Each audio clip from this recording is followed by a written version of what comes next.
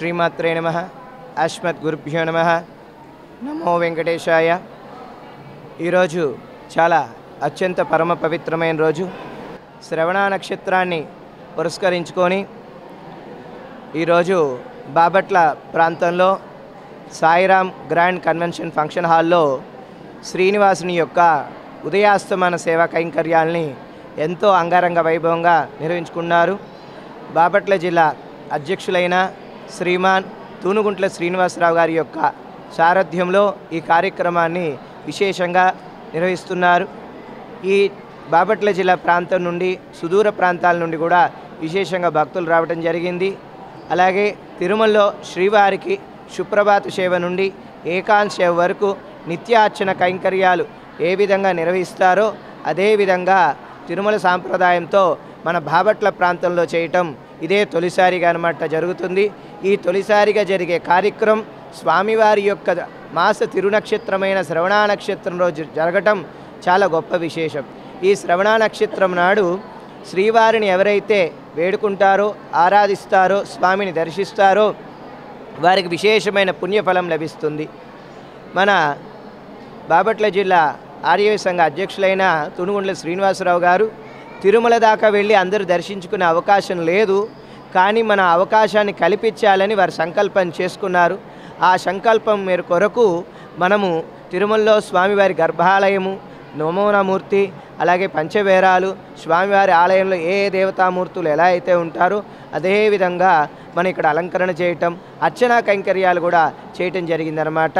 వైకానస సాంప్రదాయంగా మరియు శ్రీ విష్ణు సాంప్రదాయాన్ని మళ్ళీ స్మార్తులు వేద పండితులచే విశేషమైన అర్చన కైంకర్యాలు చేశారు. అలాగే విశేషంగా మనకి తిరుపతి నుండి కూడా మాలలు కట్టేవాళ్ళు, ప్రసాదం చేసేవాళ్ళు అందరూ కూడా అర్చక స్వాములు అందరూ కూడా తిరుపతి నుంచి రావటం జరిగింది. ఇలా వచ్చి వాళ్ళందరూ కూడా ఆ స్వామికి విశేషమైన అలంకారాలు, అలాగే వేద మంత్రోచ్చరణతో విశేషమైన పూజా కార్యక్రమాలు, అలాగే స్వామివారి సుప్రభాత సేవ, అలాగే తోమాల సేవ, అలాగే కొలువు, స్వామి సహస్రనామార్చన, లక్ష తులసి దళార్చన సామూహికంగా, అలాగే శ్రీవారికి వసంతోత్సవం. ఈ జ్యేష్ఠ మాసంలో స్వామివారికి జరిగే యొక్క జ్యేష్ఠాభిషేకానికి చాలా విశేషమైన ప్రత్యేకత ఉంది. ఈ జ్యేష్ఠ మాసంలో శ్రవణ నక్షత్రంలో కూడా కూడి ఉన్న రోజు స్వామికి జరిగే వసంతోత్సవానికి ఒక ప్రత్యేకమైన స్థానం ఉంది కాబట్టి దాన్ని దర్శించిన వారికి కూడా విశేషమైన పుణ్యఫల ప్రాప్తి లభిస్తుంది.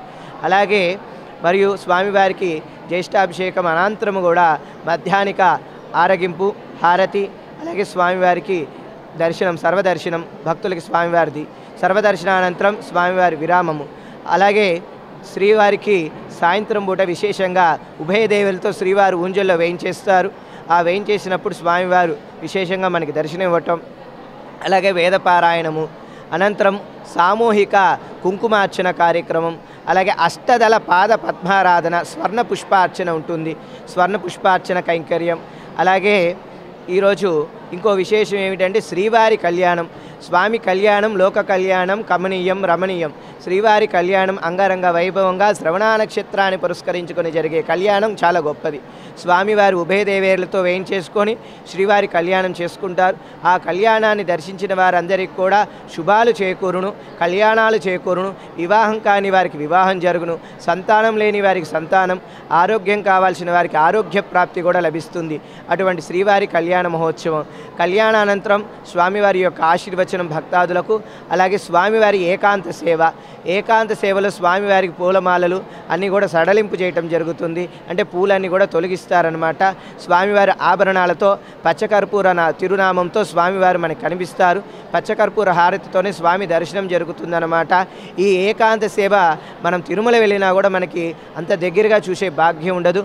కానీ ఇక్కడ మన బాపట్ల జిల్లా అధ్యక్షుల వారు ఎంతో గొప్పగా ఈ కార్యక్రమాన్ని చేస్తున్నారు. ఆ ఏకాంత సేవలో పచ్చకర్పూర హారతిలో స్వామివారిని దర్శించడం వల్ల వారి చేసిన పాపాలన్నీ తొలగుతాయి, వాళ్ళకి సంకటాలన్నీ కూడా తొలగుతాయి, కష్టాలన్నీ కూడా నివారణ చేసి స్వామి విశేషమైన అనుగ్రహాన్ని చేస్తారు. ఈ ఏకాంత సేవతో ఈ కార్యక్రమాలన్నీ కూడా ముగింపు చేయటం జరుగుతుంది. అశేష జనవాహిని ఈరోజు పాల్గొని స్వామివారిని దర్శించి స్వామివారి యొక్క దివ్య అనుగ్రహము, స్వామివారి యొక్క కృపకు పాత్రులయ్యారు. శ్రీవారి యొక్క కృప అందరికీ ఎల్లవేళలా ప్రసాదించాలని ఈ మహత్కరమైన బృహత్కరమైన కార్యక్రమాన్ని సంకల్పించి చేస్తున్నారు. ఈ ఈ బాపట్ల జిల్లా ప్రాంతంలో ఈ బాపట్ల ఇదే తొలిసారిగా జరగటం వలన స్వామివారి యొక్క ఆశీర్వచనాలు కూడా అందరికి విశేషంగా లభిస్తుందని మేము నారాయణ స్మరణ పూర్వక ఆశీర్వచనం చేస్తున్నాం. హరి ఓం తస్సత్. ఈ కార్యక్రమానికి సహాయ సహకారాలు అందించిన వారికి కూడా అలాగే మీడియా మిత్రులకు కూడా అందరికి విశేషమైన ఆశీర్వచనాలు చేస్తున్నాం.